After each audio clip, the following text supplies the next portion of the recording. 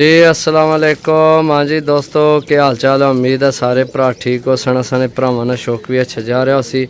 मैं गुलाम मुस्तफा, तुसी देखण लगे हो पुंछ पिजन चैनल। जनाब जिन्होंने दोस्तों आइए तो चैनल सबसक्राइब नहीं किया, सबसक्राइब करो ताकि असी जड़ी वीडियो लगाइए अपने भरावां तक आसानी ना पहुँच सके। माशाल्लाह सारे लाखे ते सलेटे लैके आया कबूतर। सही है, 10 पीस ने जिन्हों विचू 9 पीस लाखे सलेटे जनाब। माशाल्लाह एक पीस जनाब नज़र पाने वास्ते काला पाया भी। सही है, नट काला है, बिल्कुल काला शाह। सही है, बाकी जनाब सलेटे सारे। एक जौन सिरा कबूतर है। सही है, चेक करो माशाल्लाह।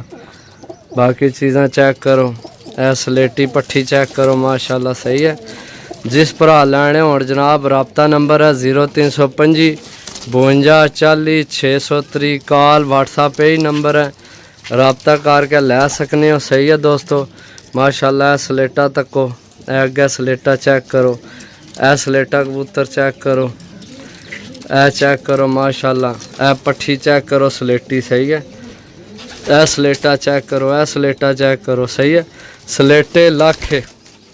सही है, यानी कि ज़्यादा सलेटे ही ना। बाकी जनाब 1-2 लाख है, तो एक काला कबूतर है, तो एक जौन सिरा कबूतर है।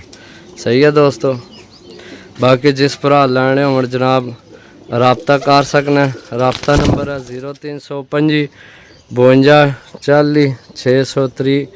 कॉल व्हाट्सएप ही नंबर है, रबता करके लै सकने। मिल अगली वीडियो, तब तक इजाज़त दो। अल्लाह सुनने वाला अल्लाह।